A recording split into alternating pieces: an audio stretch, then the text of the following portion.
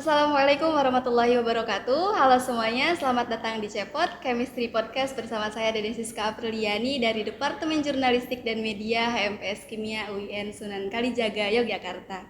Karena ini merupakan episode pertama alias yang perdana, mungkin masih banyak teman-teman yang masih belum tahu nih dan masih bertanya-tanya apa sih itu Cepot.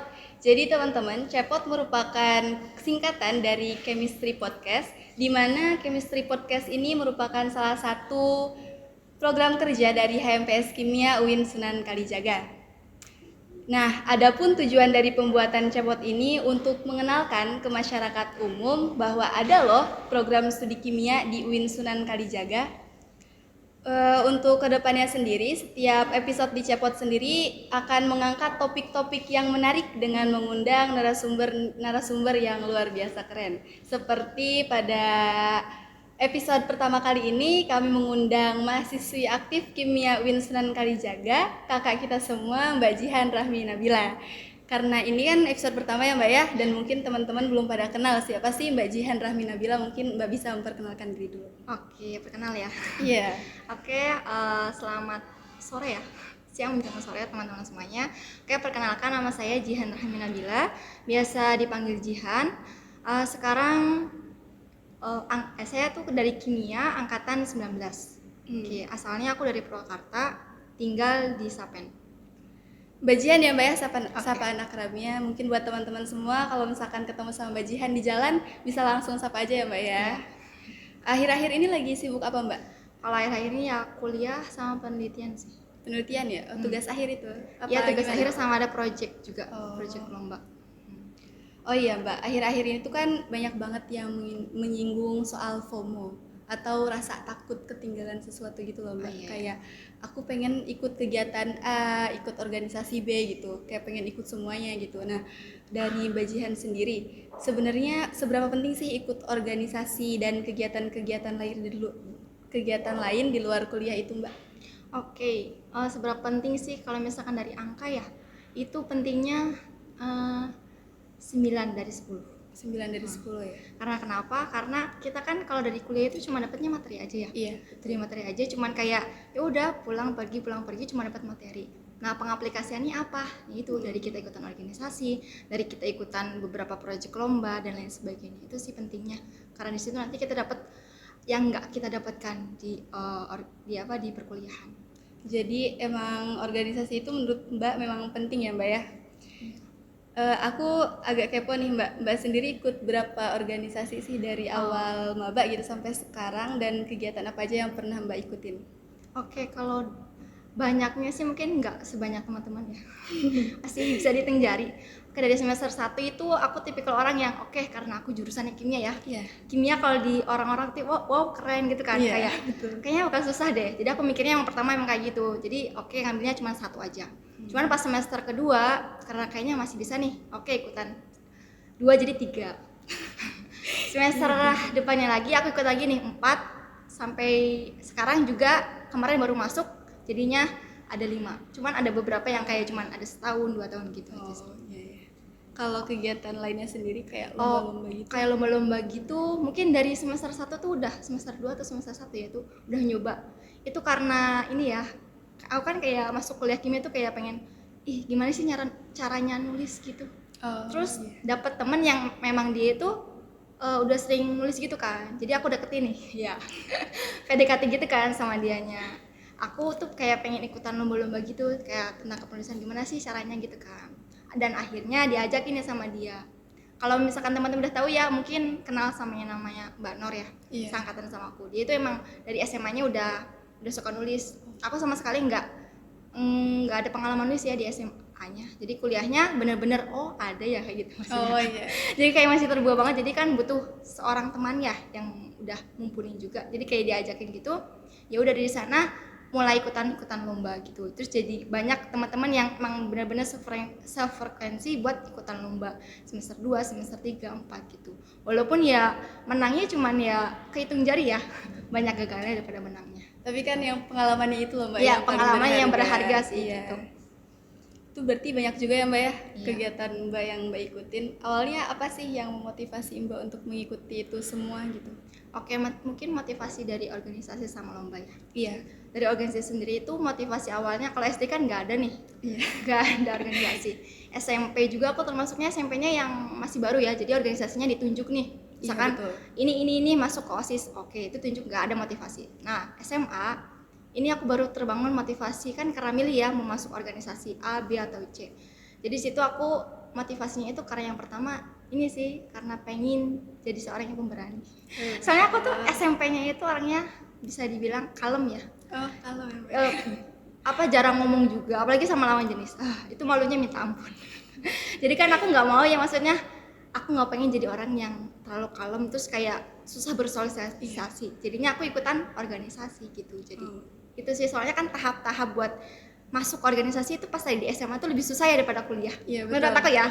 Kalau di kuliah itu pokoknya masih di bawah SMA. Kalau SMA tuh tahapannya lewat inilah, itulah gitu. Jadi kan kayak oke, kita jadi benar-benar percaya diri sama harus berani juga gitu sih motivasi awal untuk yang buat tadi lomba buat apa organisasi. Kalau misalkan buat lomba sendiri mungkin sama kayak teman-teman ya, kayak pengen mendapat suatu kejuaraan kan. Iya, ya gitu kan. buat menuin CV iya, itu. buat menuin CV juga. Cuman selain itu juga kita dapat pengalaman juga, dapat relasi juga gitu sih. Itu yang benar-benar pengen dapat dari kenapa sih kita harus sering ikutan lomba. Terus juga motivasi, kan ada nih orang yang ketika kita gagal dia itu nggak ngelanjut. Oh iya. Jadi aku tuh kayak tetap aja ikutan, misalkan semester 1 ikutan, semester 2 ikutan, 3, walaupun nggak sering kan. Ada beberapa orang yang setiap minggu kayaknya dia ikutan terus gitu. Oh iya. Kan tipe orangnya yang oke, ketika ini nanti aja deh lagi gitu kan. Tapi kan sering gitu, nggak stuck, kayaknya kemarin doang aja gitu. Berarti yang Terus, penting ikutan gitu ya, ikutan dulu gitu. Cuman ikutan juga jangan asal-asal ikutan, harus bener-bener gitu biar kita membuahkan hasil gitu sih. Nah, ini kan sekarang tahun ajaran baru ya Mbak ya, banyak banget organisasi-organisasi gitu yang open recruitment. Nah, dari Mbak sendiri ada nggak sih tips and trick biar kita tuh tahu gitu mana sih organisasi yang cocok untuk kita ikutin gitu dan yang baik untuk kita gitu? Oke, tips sama triknya itu yang pertama tujuan ya. Tujuan kita masuk itu bukan cuman karena temen ya. Iya. Karena di situ tuh sebenarnya kita pengen apa sih? Misalkan nih, kalau aku kan dulu semester 1 itu karena pengen kepenulisan kan. Jadi aku cari UKM atau BOM-F yang bener-bener dia tentang kepenulisan. Oke, berarti udah nemu. Jadi tinggal masuk aja, ada beberapa tahap gitu kan. Jadi yang pertama tentuin minat kalian itu kemana. Baru kedua emang kadang tuh teman tuh menentukan ya. Iya. Karena aktifnya enggak kita itu emang tergantung niat sih. Cuman salah satu aktifnya kita juga gara-gara temen itu sangat mempengaruhi ya. Betul. Gitu. Berarti dari kan Mbak ini banyak ikut organisasi ya, terus kuliah juga tetap jalan, terus ada lomba-lomba juga. Itu jadwal Mbak kan semakin padat ya Mbak ya. Apa Mbak bisa gitu tetap ngejalanin semuanya secara berbarengan dan nggak keteteran gitu? Mungkin di sini bisa diceritain gimana time management Mbak gitu. Oke, mungkin kalau dari teman-teman sendiri udah sering denger ya gimana sih memanage waktu. Itu dari skala prioritas sih. Cuman kalau dari aku udah tahu nih skala prioritas. Ketika udah ada skala prioritas kan berarti di mana mereka bertabrakan, berarti kan kita bisa pilih salah satu atau ada yang judul kan. Nah itu makanya. Terus yang kedua itu harus disiplin. Jadi misalkan ketika kita kuliah nih, kita kan harus fokus kuliah ya. Kita harus nulis juga. Nah tugas kita nulis itu jangan ditunda-tunda gitu loh. Jadi ketika udah kuliah kita fokus ngeliatin dosen aja gitu, masuk dengerin dosen aja materinya, tapi nggak sambil kita nulis kan, berarti kan ada PR buat kita nanti nulis materinya.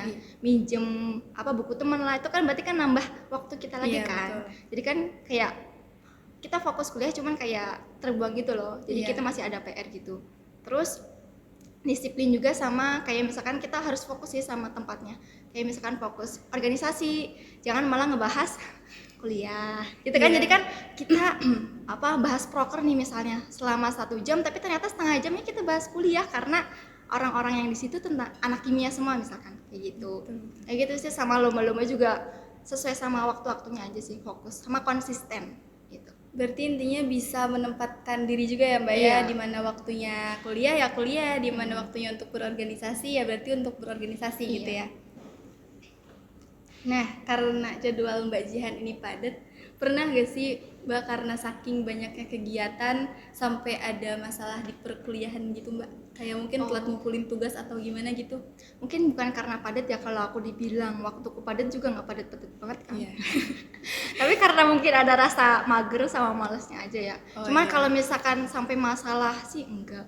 Sampai masalah kayak misalkan telat ngumpulin enggak. Aku pernah sih, maksudnya deadline tuh 1 menit sebelum ngumpulin. Itu pernah. Itu sekali doang ya. Kesana-sananya kayaknya enggak deh, soalnya kayak jantungnya tuh mau copot gitu loh. Tremor ya Mbak? Nah, ya, tremor, ngumpulin jadi juga. enggak lagi. Terus mungkin dari nilai ya.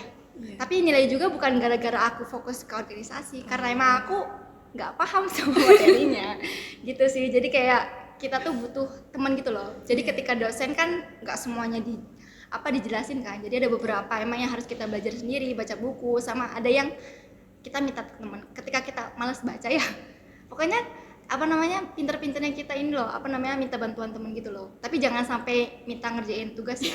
Kalau Pokoknya itu minta sewajarnya aja gitu, kayak minta Iya. jelasin ini apa dong, gitu sih. jadi intinya temen juga sangat membantu ya Mbak ya Sangat dalam membantu. perkuliahan ini. Iya. Oh iya, Mbak Jihan selama menjalani itu semua pernah ngerasa burnout gak gitu? Kayak sampai ngerasa capek banget gitu? Pernah sih kemarin pas ini ya, semester ini. Kan karena semester ini itu organisasi iya, kuliah iya, penelitian iya ya. Sama penelitian itu ada dua, penelitian project sama penelitian TA kan. Iya. Jadi kayak padahal hari Senin itu matkulnya cuma satu ya. Cuman lah kayak lanjut penelitian project lah, penelitian TA lah. Jadi kan kayak bener-bener full. Belum lagi kalau misalkan aku kan sekarang ngajar TPA juga ya. Oh iya. Jadi kayak nambah-nambah waktu gitu loh. Jadi kayak bener-bener penuh gitu loh, penuh waktu sehari. Tapi ya capeknya itu disyukuri, soalnya pas kemarin-kemarin karena online ya, Iya. itu banyak waktu luang kan. Jadi ketika aku penuh tuh kayak semangat lagi gitu loh. Oh iya, betul. Kan ketika kita banyak waktu luang tuh malahan kadang malesnya nambah-nambah ya. Betul. Cuman malah ketika kita banyak kerjaan itu malah semangatnya jadi ya enak aja gitu, tambah semangat buat Berasa ngerjain sesuatu. bangga juga sama Iya. diri sendiri, wah seproduktif ini Iya, aku ada gitu kayak ya. di depan itu ada kerjaan gitu. Ya betul Mbak. Kalau masalah bosen itu Mbak pernah nggak bosen ngejalanin ini semua gitu? Kalau bosen, alhamdulillahnya mungkin kalau bosen tuh malah nggak ada kerjaannya. Kalau ngejalanin aktivitas malah seneng kok. Kalau nggak ada kerjaan itu baru bosen. Tapi kalau bosen mungkin ya di waktu luang itu bisa nih nelpon orang tua. Jadi kan kayak tambah semangat lagi kan. Ternyata orang tua lagi kerja keras nih nyari uang, atau lagi mungkin ada apa gitu kan. Jadi kan kita udah dewasa nih. Jadi masalah yang dulu kita nggak pernah denger di SMP sama SMA, ternyata kita denger gitu. Iya, betul. Orang tua nyerita ke kita. Jadi kita kayaknya harus semangat lagi deh. Jadi kayak waktu luang tuh harus diisi sama ikutin aktivitas apalah atau ngajak temen apa gitu sih. Pokoknya kayak jangan sampai waktu luangnya itu kebuang sia-sia gitu ya Mbak ya. Iya, jadi bosan itu kalau aku datangnya gara-gara ya waktu luang itu sih, bukan karena banyaknya aktivitas ya. Iya. Oh iya Mbak, ini kan zaman sekarang itu banyak banget yang menggaungkan kata overthinking. Nah, entah itu overthinkingnya masalah nilai akademik atau gak percaya sama kemampuan diri sendiri, atau mikirin abis kuliah aku mau ngapain ya gitu, lanjut S2 atau kerja dulu atau gimana gitu. Malah ada juga yang overthinking masalah penampilan diri, apalagi sekarang kan offline gitu.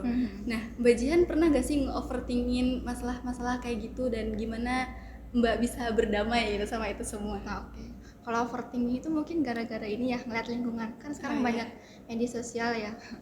Aku tuh kalau misalkan overthinking, mungkin itu sebutnya kayak lebih ke ini ya, insecure gitu ya. Iya. Tapi kalau misalkan overthinking itu mungkin kita lebih ke satu aspek ya, misalkan aku nih ikutan lomba, takutnya overthinking gak dapet nih.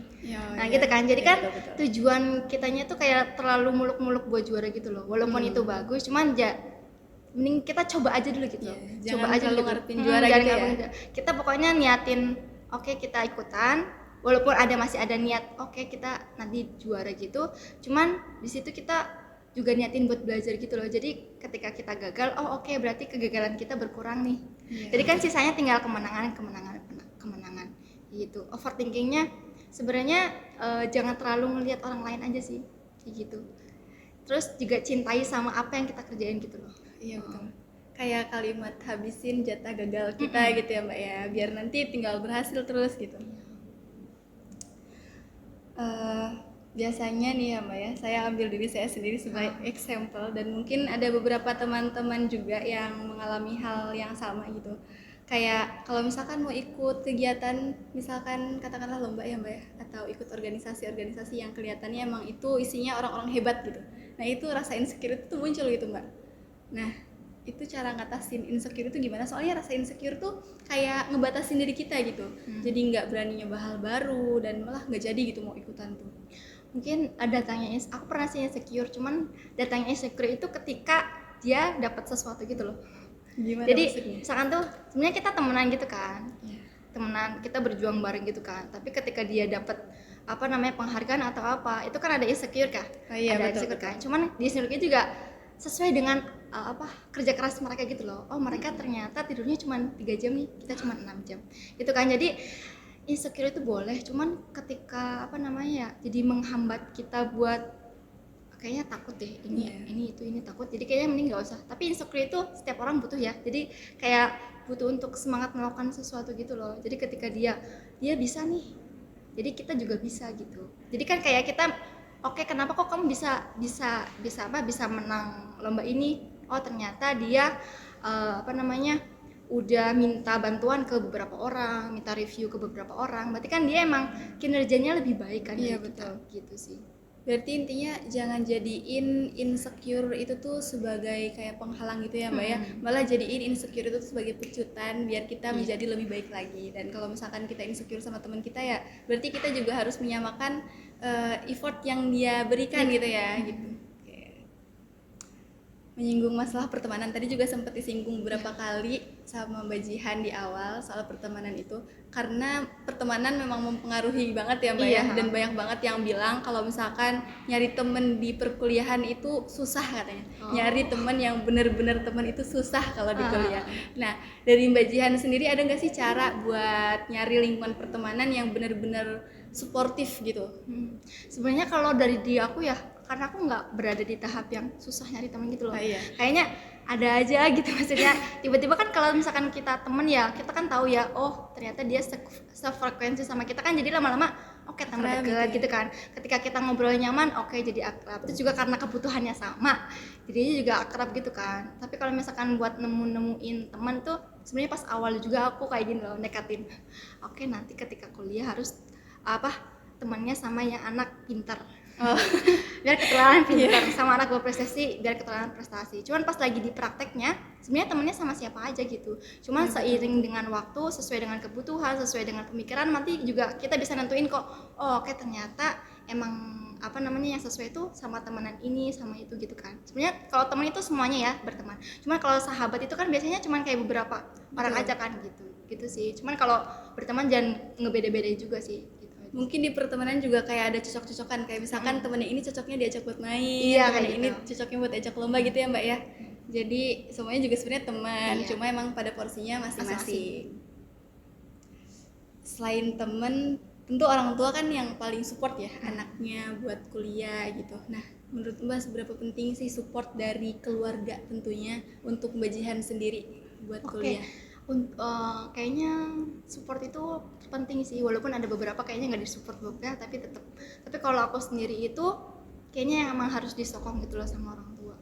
Kayak misalkan kemarin aku SMA, walaupun kayak nanti kayaknya biaya gimana gitu kan, cuman kayak ada aja dari orang tua, pokoknya kan aku orang Sunda ya, jadi kayak Iya. teteh tuh harus kuliah gitu kan, walaupun nggak tahu biayanya nanti, pokoknya harus kuliah. Jadi kayak support orang tua itu kayak kependidikan tuh kayak ngedukung banget, alhamdulillahnya ya. Soalnya ada beberapa kayak bibi ada atau paman gitu kan kayak ngapain sih kuliah, ini langsung kerja gitu loh. Masih Tapi ada untuk yang kayak masih gitu ada ya, kayak Mbak gitu ya? soalnya. Tapi alhamdulillah orang tua tuh kayak ngedukung banget buat kuliah, malahan kayak kemarin tuh sebenarnya kayak teh lanjut aja nanti gitu kan. Iya gitu ya. Tapi kan apa namanya pemikiran, soalnya kan pemikiran orang tua kan kayak apa namanya nyari ilmu itu kan penting kan. Cuman dalam diri aku juga kan harus ada prioritas juga kan, kayaknya nanti kerja dulu deh baru kuliah atau gimana kan gitu. Cuman kalau supportnya dari orang tua itu kayaknya support banget gitu. Jadi ketika kita udah malas-malasan ya, terus nelfon orang tua, di situ tuh kayak langsung diinget gini tuh loh, kayak mama tuh lagi kerja keras gitu kan buat kita tuh, kok kita tiduran, males-malesan gitu. Terus pokoknya support orang tua tuh kayak nomor satu gitu. Soalnya ketika kita down itu pasti ada orang tua gitu sih. Pokoknya orang tua tuh selalu yang nomor satu. Berarti emang orang tua itu support system paling utama ya Mbak Iya, ya betul. dalam menjalani perkuliahan. Dan ternyata ini masih 20 menit Mbak. Mungkin aku mau tahu dulu. Itu kan orang tua itu mendukung banget ya Mbak buat kuliah gitu. Nah, itu tanggapan orang tua pas Mbak keterima di UIN Sunan Kalijaga yang notabene itu kan di Yogyakarta, Nah, jauh dari Purwakarta itu iya. gimana Mbak? Kalau orang tua aku tuh termasuknya ini ya, malah kalau negeri aja nggak apa-apa. Oh, keluar negeri Iya, aja. kalau orang tua aku, karena aku anak pertama, terus aku karena dari dulunya udah mandiri ya, kan aku pesantren juga, jadinya kan udah jauh dari orang tua kan. Iya, iya. Jadinya kayak udah oke, ini kan orang tua juga ngeliat anaknya kan, Iya, kayak ngeliat betul. anaknya oke, ini anaknya kayaknya udah berani gitu. Jadi ketika sok teh kalau misalkan mau keluar negeri nggak apa-apa gitu. Sampai dulu tuh karena aku gapir kan, jadi setahun itu kayak oke aku kayaknya pengen nyobain keluar negeri deh, kesini. Tapi nyatanya kayaknya butuh usaha yang Usaha yang lebih lebih. banget kan kalau keluar negeri, jadinya oke di dalam negeri aja. Cuman kayak dibuat timelinenya kesini. Oke, keterimanya kenapa pengen di Jogja sebenarnya karena pengen tempat yang beda ya, karena aku kan akhirnya di Jawa terus sekarang tinggal di Sunda, jadi kayak Jawa tuh kayak tempat masih kecil gitu loh, Oh, walaupun iya, beda kota ya, iya, tapi iya. kan kayaknya udah lama deh nggak tinggal di Jawa, jadi kayak pengen ke Jawa. Terus kan karena emang Jogja itu kan kota pelajar ya. Betul. Nah, terus juga di sini kalau misalkan aku sebenarnya banyak pilihan kalau misalkan ke UIN. Ada UIN Bandung. Cuman kalau ke UIN Bandung itu teman-temannya itu aja. Soalnya Itu nanti. soalnya teman-temanku itu kan banyak yang ke UIN Bandung. Oh, begitu. Jadinya kayaknya circle pertemanannya nanti bakal sama itu aja. Jadinya aku Iya. kayak mindah oke kayaknya ke Jogja. Soalnya aku di Jogja kehitung jari deh temennya, juga nggak ada yang seangkatan, adanya kakak kelas sama adik kelas. Kalau seangkatan itu sama sekali nggak ada, jadi kayak bener-bener temannya baru semua gitu, jadi kayak dapat pengalaman ya baru-baru semua gitu. Itu sih kenapa pilih ke Jogja. Tadi Mbak Jihan ngomong timeline, jadi aku kepikiran kalau bisa menurut Mbak Jihan timeline kayak misalkan rencana tuh ya, rencana seorang mahasiswa dari semester 1 sampai akhir itu harus tersusun dari awal nggak sih Mbak, kayak aku semester 1 itu harus begini, semester 2 harus begitu gitu. Kalau aku timeline itu secara besar aja sih, jadi pas di awal kan mungkin dari SMA ya ada timeline itu. Sebenarnya kalau SMA nggak ada timeline sama sekali. Kalau habis kuliah tuh kayak timeline tuh kayak oke, nanti kuliah tuh harus misalkan juara nih, Iya. atau misalkan publish jurnal nih, atau misalkan IPK berapa nih kan. Kayaknya anak kuliah kayaknya semuanya gitu semua ya. Cuman kalau per semester itu kayaknya aku nggak ada timeline sendiri sih, tapi ada sih mungkin kayak beberapa, kayak misalkan kemarin sempet nyoba kayak pengen belajar ini kan tulisan populer, misalkan kayak sebulan sekali nih apa namanya publish artikel populer, tapi kan nyatanya kayaknya nggak jalan kan. Jadi kayak mungkin oke, semester sekali kayaknya ikutan lomba, atau kalau sekarang kan kayaknya lebih, kalau aku ya sekarang kayaknya mending publish aja deh, kayak publish jurnal Publish gitu, jurnal gitu. karena kalau KTI kayaknya gitulah pokoknya, pokoknya sekarang kayak pengennya publish aja kayak gitu sih. Berarti Mbak Jihan udah ada jurnal yang dipublish? Iya, kalau iya sih ada itu juga kayaknya pas pertama kali aku dapet itu itu sebenarnya kayak keberuntungan ya. Itu kan kayak nyoba kan lagi pandemi ya, 2020 kalau nggak salah, 2020 awal. Itu karena pandemi terus kita coba-coba, itu juga bukan tentang kimia ya. Oh, itu bukan tentang kimia. Enggak, itu tentang halal kan, tentang lifestyle halal kayak gitu. Terus kita juga metodenya itu kan wawancara gitu kan, tanya-tanya gitu. Oh ternyata tapi dapet gitu loh. Itu pas pertama kali aku kayak menang, kayak bahagia banget gitu loh. Bikin Walaupun ketagihan itu gak sih, bikin Mbak, ketagihan kalau gitu gitu ya? kalau menang. Walaupun itu kayaknya cuma juara ketiga ya, tapi itu kan kayak bangga banget gitu Iya. loh. Apalagi untuk pertama kali gitu. Baru pertama kali. Terus ada rasa tersendiri ya bagi penulis-penulis itu kalau misalkan ada nama kita di tulisan itu loh. Kayak Iya, ada betul. rasa bangga gitu loh. Kayak ini Gitu. karya aku Kayak gitu. gitu Mas. Ya gitulah pokoknya bangga kayak gitu. Ya gitu sih. Kalau buat timeline sendiri mungkin aku nggak spesifik kayak misalkan seminggu harus ini, harus itu gitu. Cuman kayak lebih besar aja, kayak satu semester harus apa, capaian apa gitu. Kemarin itu aku sempet lihat di status WA-nya Mbak Nur itu Mbak Jihan menang yang WIA itu ya? Oh, yang itu ya, yang Mungkin WIA. bisa diceritain Mbak itu. Oh, itu tuh karena mungkin ini ya, mungkin anak kimia yang lain juga kayaknya pengen ikutan WIA kan.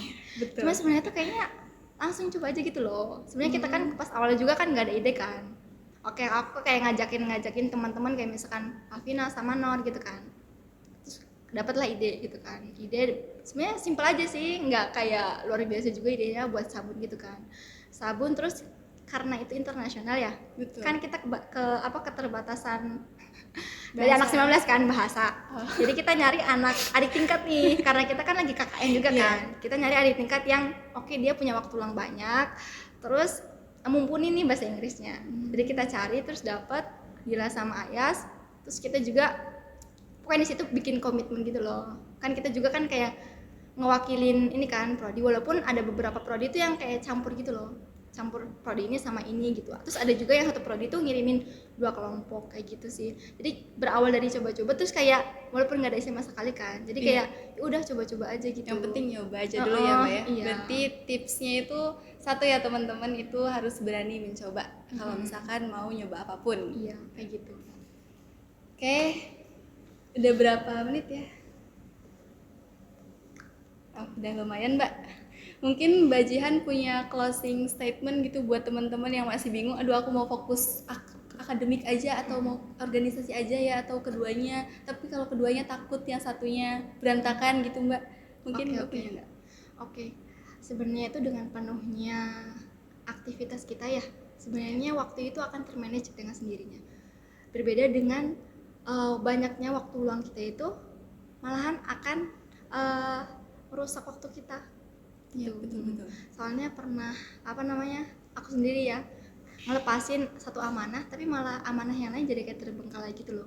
Jadi sebenarnya padatnya waktu kita itu sebenarnya ngatur waktu kita juga gitu. Jadi kita malah bisa mempetak-petakan waktu kayak gitu sih. Jadi jangan mikirin kalau kita sibuk kayaknya waktu nggak bisa termanage gitu. Malah sebaliknya, ketika kita banyak agenda pasti waktu itu akan termanage. Jadi kesimpulannya itu time management itu bisa terbentuk kalau misalkan kita sibuk malah gitu ya Mbak iya. ya.